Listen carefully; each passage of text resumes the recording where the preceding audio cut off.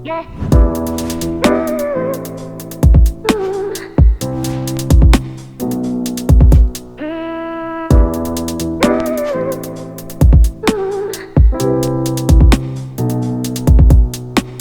viva e sejam bem-vindos ao terceiro episódio do Fala Barato, um podcast da AFV, Associação Finance Valley. E estaremos aqui, como estamos sempre, eu, o Paulo, e aqui o meu co-host, José, a falar sobre assuntos que tenham alguma relevância a nível financeiro e que nos consigam situar de alguma maneira em temas relevantes, seja eles para nos atualizarmos sobre as últimas tendências em cripto ou finanças, ou as últimas notícias do que é que acontece em Portugal relativamente a este tópico, especialmente à literacia financeira. José, é muito importante o tópico que temos hoje, foste tu que o trouxeste, relativamente ao relatório da OCDE. Para quem não sabe, a OCDE é a Organização para a Cooperação no Espaço Europeu, ou no Espaço Económico Europeu, que de vez em quando, ou muito frequentemente, diria assim, está envolvida em tentar recolher dados sobre coisas. E umas dessas coisas, passo assim esta expressão, tem a ver com os dados de literacia financeira em adultos, portanto, no globo, não é? Portanto, à volta do mundo, digamos assim. E como foste tu que trouxeste este tópico, gostaria que pudesses ter a oportunidade de o introduzir, de contextualizar e depois darmos a introdução então a este tema e podemos discuti-lo. já deste umas luzes sobre o que o relatório diz. Basicamente, foi uma análise abrangente a diversos países, não só a países que estão na OCDE, mas a outros países, inclui países da América do Sul e países da África. E aliás, também inclui países da Ásia e também acho que inclui a Austrália, se não me engano, mas eu agora não tenho a certeza. Exato. Mas passando ao ponto mais importante, que foi a análise que nós vamos fazer no nosso burgo, que é o nosso país, Portugal, como é que ele está situado neste relatório, num overall, onde juntaram todas as estatísticas, que isto foi baseado num inquérito feito a adultos sobre o que é a literacia financeira, fizeram algumas perguntas sobre diversos temas, e no overall destes temas todos, Portugal até está bem colocado a nível do que foi respondido face aos que os outros países responderam também. Contudo, a nível da OCDE, Portugal não está lá muito bem nesse overall. Mas a julgar pelo mediano, Portugal não está mal. Agora, eu vou-vos falar daquilo em que Portugal está mesmo muito mal. Então, introduz-me lá então alguns dos gráficos importantes, porque nós também vamos deixar as fontes daquilo que estamos a falar aqui na descrição. Fala-nos lá então do primeiro gráfico que tem sim alguma relevância para iniciarmos este tema. Vamos começar pelo gráfico da figura 2.3, que nos fala do conhecimento financeiro, ou do conhecimento global financeiro das pessoas. Em Portugal, nós estamos abaixo da média da OCDE e também abaixo da média dos países analisados. O que é que quer isto dizer? O conhecimento financeiro é um bocadinho mais abrangente a nível do que se pode fazer com o dinheiro. É um bocadinho mais dentro dessa ótica, um bocadinho mais monetário. E também trazendo um outro dado que eu vi hoje no Doutor Finanças, Disclosure à fonte, e que nos diz que Portugal tem o mesmo nível de literacia financeira que a Alemanha há 15 anos. Portanto, estamos 15, a nível deste tema, estamos 15 anos atrasados relativamente aos alemães. Se pode dizer sim. Ok. Sim. Muito bem. E que mais? O que mais é que nos diz essa figura ou este relatório? Pronto, isto foi um dado do Doutor Finanças que vem corroborar o que vem na figura 2.5, que é Exato. a evolução do conhecimento financeiro em 5 anos. Dos vários países analisados, todos eles mostram aumentos na média dos 7-8% dentro da OCDE, 5-6% do total dos países avaliados. Agora a pergunta fica, quanto é que evoluiu Portugal? Mas a questão é que, para as pessoas terem noção, quando falamos no Aliás, espaço de 5 anos, Sim, 5 anos, ter um aumento superior a 5% é relevante. é relevante. Portanto, relevante. em média, isso é muito bom. Então, como é que fica Portugal? Ora bem, houve 2 países que destacaram-se pela negativa, um deles porque até regrediu, que foi o Peru, e o outro que só aumentou 0,01%. Adivinhem todos qual foi? Deixa-me pensar, foi o país que perdeu contra a França? Nos penaltis. Portanto, o nosso Portugal, não é? Exatamente. 0,01%. Eu tinha vergonha de colocar esse número aí, porque a nível estatístico, claro que isto é um inquérito, e não estás a fazer estatística, estás a fazer um inquérito, portanto, isto são os dados em bruto, mas 0,5% é completamente irrelevante. 0,01%. Desculpa, 0,01%, não é, não é meio por cento, não é? É absolutamente irrelevante, não é? Dizer que estar estagnado é perfeitamente razoável. Só não é? para terem noção, 1% da nossa população são 100 mil pessoas. 0,01% da nossa população são 1000. Portanto, temos 1000 pessoas que conseguem ir a um banco e não serem enganados, não é? Portanto, isso para o BES, então o BES há 15 anos Mas é uma estava evolução muito bem face àquilo que equipado. nós tínhamos antes, há 5 anos. Imagino que seja uma evolução, está bem, certo? Ora bem, pronto, vamos passar à figura seguinte, à figura 2.11, que nos fala do produtos de poupança, como é que funciona o juro composto, quantas pessoas é que há em Portugal sabem como é que funciona o juro composto. As ferramentas financeiras de poupança. Exato. A poupança de reforma, mais a nível de poupanças de reforma, a aplicação de juro composto. E aqui, Portugal, mais uma vez, está abaixo da média da OCDE e abaixo da média dos países analisados. Por exemplo, o Uruguai está muito melhor do que nós. Ok, isto é incrível. Atenção, já agora, o modo com que a gente está, estamos só a dizer os dados, não há qualquer juízo de valor, mas é interessante que, não é, que nós somos um país Não, muito avançado e desenvolvido, não é? E de realçar que nestes dados, Portugal está pior que a Croácia, que há pouco Um tempo país, pois. esteve envolvida naquela guerra dos Balcãs e que saiu e que agora está a evoluir bastante e conseguiu ultrapassar Portugal. Então, parabéns. Eu acho que o problema é que na Croácia o mar é muito quente e nós aqui temos o mar frio, então acho que se calhar deverá ser isso. Ou então Portugal está mesmo estagnado. É uma das duas. Mas continua, José, que isto são dados importantes, as pessoas têm que refletir sobre isto. E agora, mais dentro do assunto do digital e criptos, Certo? a figura 3.4 traz-nos a análise sobre os produtos digitais e criptos. Portanto, aquilo que se chama o holding crypto.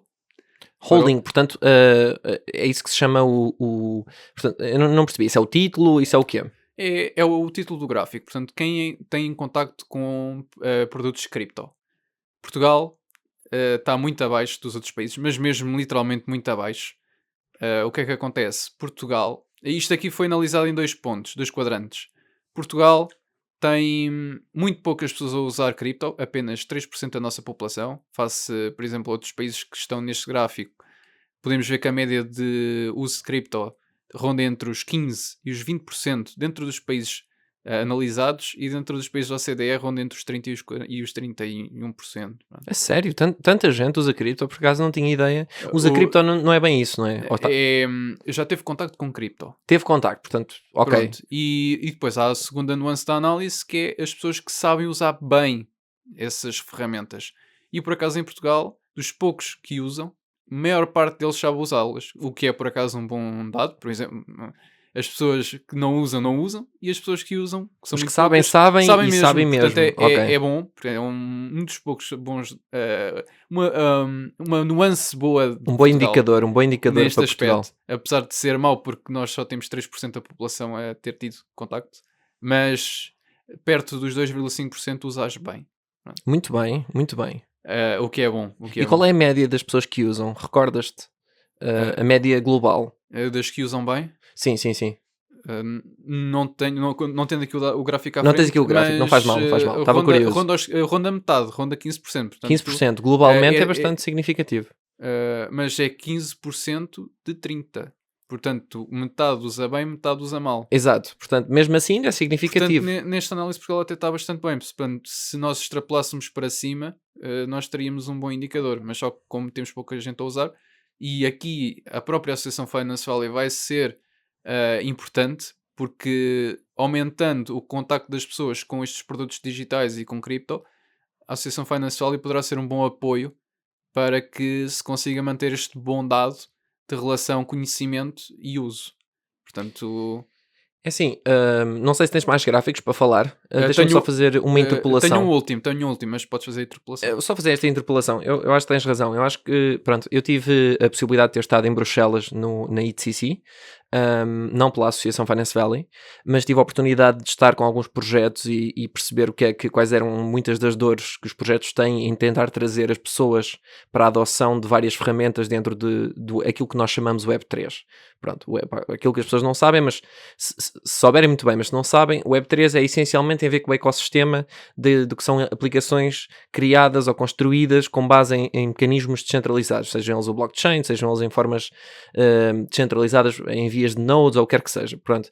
E uma coisa que as pessoas se calhar ainda perdem um bocadinho a floresta por meia dúzia de árvores é o facto de não entenderem que é preciso, e este infelizmente é assim, é preciso mesmo existir um movimento global que consiga educar as pessoas, não é porque as pessoas sejam particularmente tenham falta de capacidade, mas é porque isto é uma tecnologia tão nova e ainda tem a barreira de entrada para a cripto ainda muito alta.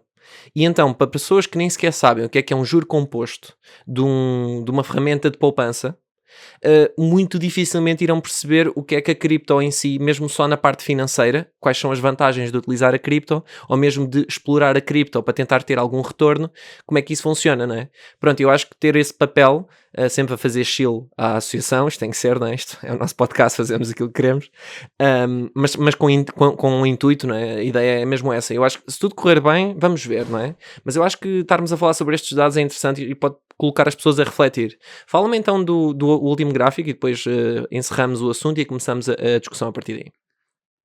Pronto, e agora o último gráfico revela a gestão de produtos financeiros.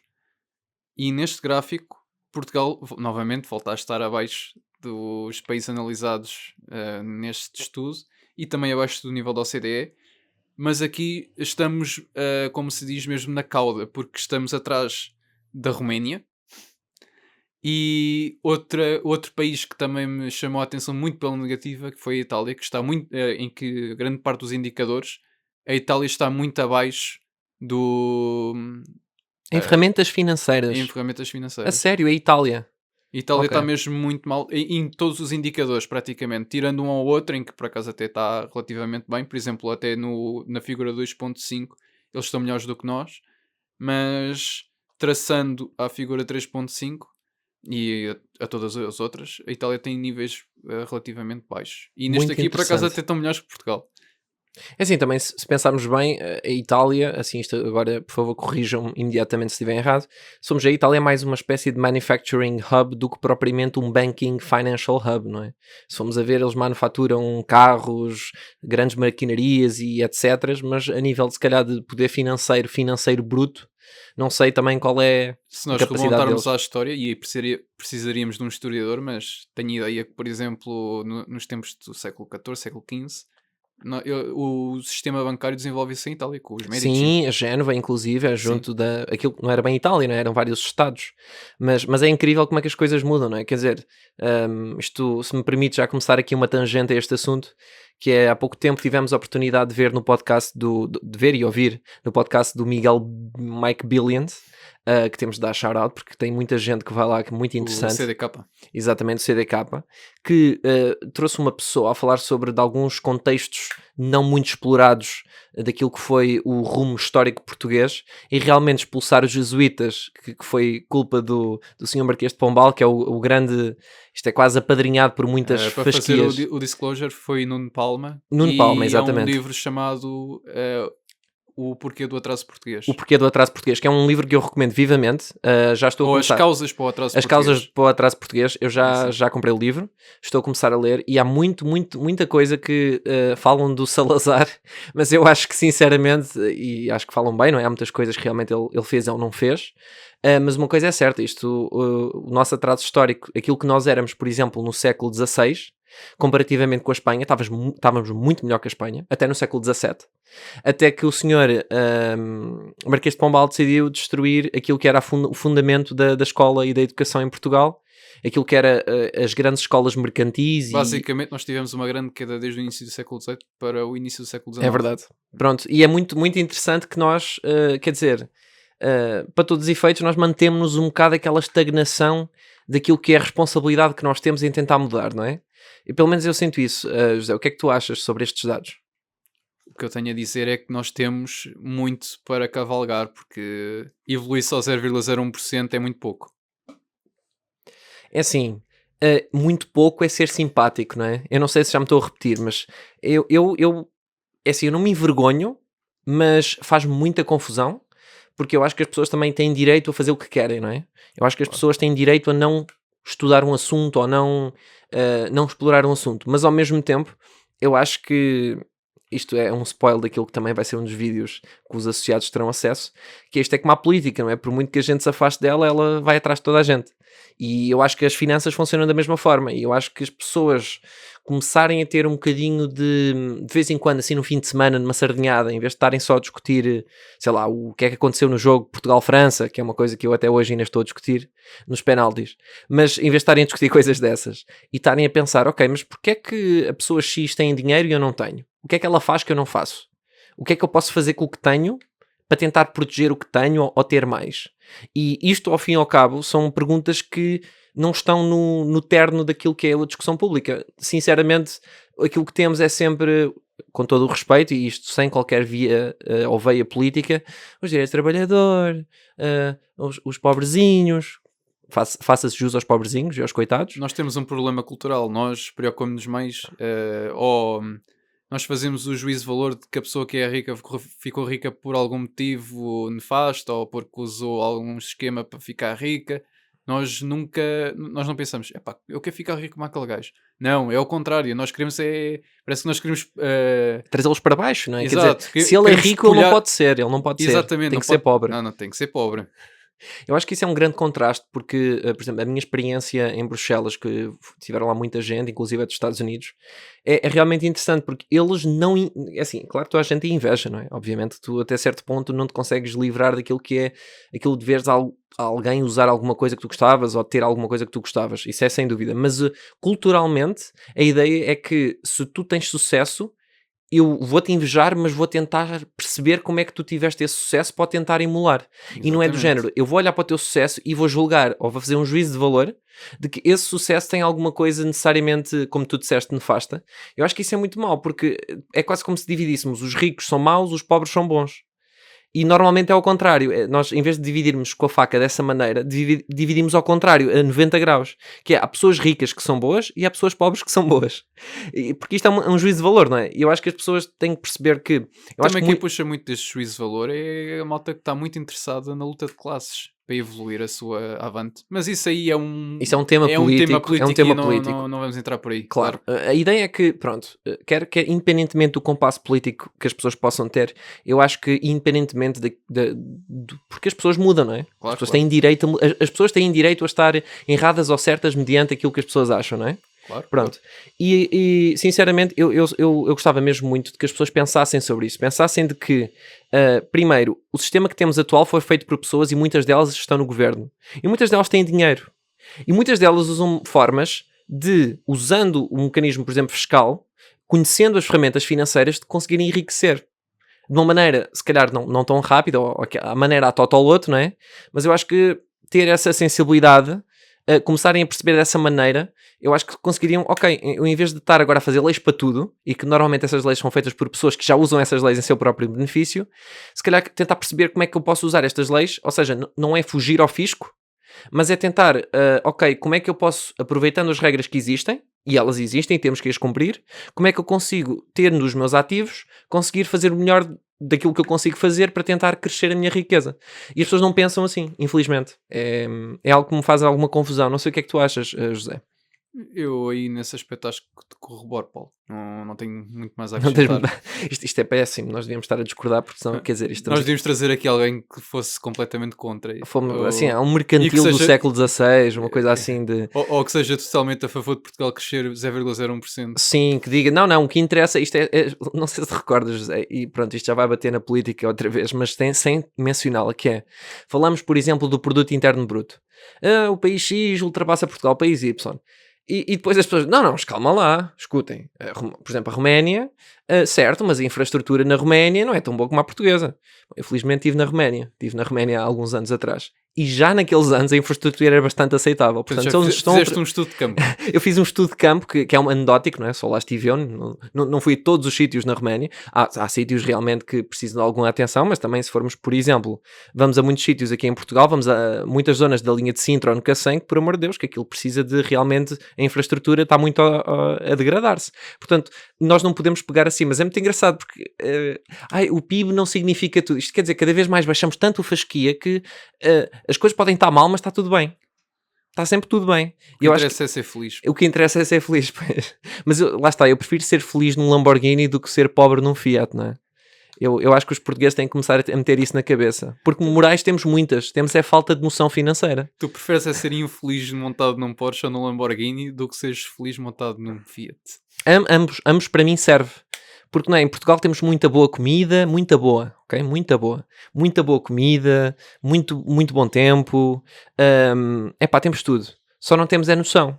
E eu acho que é isso que nos falta. Eu acho que gostaríamos de tentar aqui na AFV, novamente o Chile, tentar corrigir um bocado estas dores de decrescimento, que claramente não estamos a crescer, e tentar perceber porquê, não é? As pessoas estão preocupadas com o quê? É só nota final, já há muito tempo que estou só eu a falar. O que é que tu achas que é o principal problema em Portugal que impede que as pessoas pensem sobre estes temas? Não tenhas medo de mexer em política, mas tenta fazê-lo de uma forma limpa. Eu não vou mexer em política. As pessoas têm anticorpos contra tudo aquilo que é um ensino mais autónomo, mais autodidata, mais individual. Nós somos muito, se calhar, de certa forma, culturalmente coletivistas. Ou fomos um bocadinho incutidos no coletivismo, de certa forma. Mas isto é a minha forma de olhar. Mas tu achas que é tipo a história do respeitinho e da credencial ter ser certificada? Não, não é só isso, é parte também um bocadinho daquilo que nos ensinam, por exemplo, na escola. O que é que te ensinam de literacia financeira? Bola. Nada. Preferem-te ensinar o que Portugal... Aliás, preferem-te ensinar coisas como o Napoleão foi à casa bem em 1783 mandar uma grande cagada. mas ensinar a literacia financeira está quieto. Eu sinceramente preferia que eles ensinassem isso. É que eles nem sequer isso ensinam. Sinceramente eu teria muito mais interesse. É que eu perdi muito tempo a aprender coisas sobre a Revolução Francesa. Honestamente, tudo bem, é bonito e realmente enriquece-nos culturalmente. Esses francos. Mas o que é que isso me vale agora? Pois. Eu realmente posso ir pesquisar no Wikipedia para saber o que é que aconteceu na altura, tudo bem, ficava com alguma noção, mas a literacia financeira eu acho que é mais importante para as nossas vidas do que saber o que é que o Napoleão Bonaparte andou a fazer e para onde país é que foi. Vamos tocar o dedo na ferida. Cidadania não faz parte de por exemplo, uma disciplina de cidadania, de quantas controvérsias já houve. Em vez de estar a falar do que é que a pessoa pensa sobre X ou Y, orientação X ou Y, se parte da cidadania é estar a viver em sociedade, perceber como é que se paga o imposto, porque é que se paga o imposto, porque é que se paga o IRS, porque é que existe o IRS, porque é que se paga o imposto quando se recebe, paga-se o imposto quando se compra, paga-se o imposto quando se transata, paga-se o imposto quando se mete dinheiro a render, paga-se imposto sobre capital, que é o nosso próprio risco, mas não se paga imposto sobre as próprias perdas. É uma coisa engraçadíssima. E temos impostos em tudo. E é imposto, não é voluntário. Ninguém decide. Se nós formos lá fora e perguntamos, olha amigo, boa tarde, primeira. Segundo, o senhor quer pagar impostos? Ele de certeza que te vai dizer não. Ou se for daquelas pessoas assim mais, aquelas que gostam de tudo de bom, aquelas pessoas que gostam das coisas boas e são contra as coisas más, vão dizer não, os impostos são para ser bem empregos e etc. A questão depois é que não são bem empregos, não é? Pronto. Mas pronto, não sei. Zé, tens alguma closing remark? Eu, por mim, fechava o assunto, mas dar também o disclosure. Nós não fomos pagos pelo Nuno Palma nem pelo CDK. Não. Todo aquele disclosure que a gente fez não teve financiamento de nada. Foi mesmo por sugestão nossa. Sim, a título intelectual. Nós gostámos daquilo que foi e iremos sempre referenciar, sempre que for necessário, claro. Para sustentar algum ponto de vista. E nós não nos inibimos também de dizer as fontes de onde nós tiramos a informação, portanto, não, seja de onde for. Nós não temos problemas em esconder informação de fontes. Exato, porque não o fazemos, não é? Exatamente. Portanto, é assim, então podemos concluir, não é? Podemos dar por um fechado, Paulo. Como fechado, muito bem. Zé, foi um assunto excelente. Eu gostei também desta dinâmica porque tu me mandaste os pontos. Eu acho que as pessoas também perceberem que, mesmo para nós que estamos na parte financeira ou de alguma forma mais junto da parte financeira, de uma maneira indireta ou direta, ainda me surpreender O facto de, por exemplo, a Itália ter alguns indicadores que eu não estaria à espera. Portugal não me surpreende de coisa nenhuma, nós vivemos cá, sabemos o que é que a casa gasta. E vamos tentar trazer assuntos mais desta natureza. Eu acho que as pessoas pode abrir algumas portas na cabeça de algumas pessoas. Se tudo correr bem, vai acontecer. Se não, olha, as pessoas que nos continuem a ouvir, a desgostar se não gostam, ou a gostar e que partilhem. Portanto, é isso, amigos. Sigam-nos nas nossas redes sociais. Nós em breve estaremos live no nosso website. Portanto, por favor, sigam-nos. Temos todas as nossas plataformas disponíveis. Teremos os links na descrição. E, novamente, muito obrigado por estarem a ouvir, /assistir, caso esteja no YouTube. E é isso. José. Siga.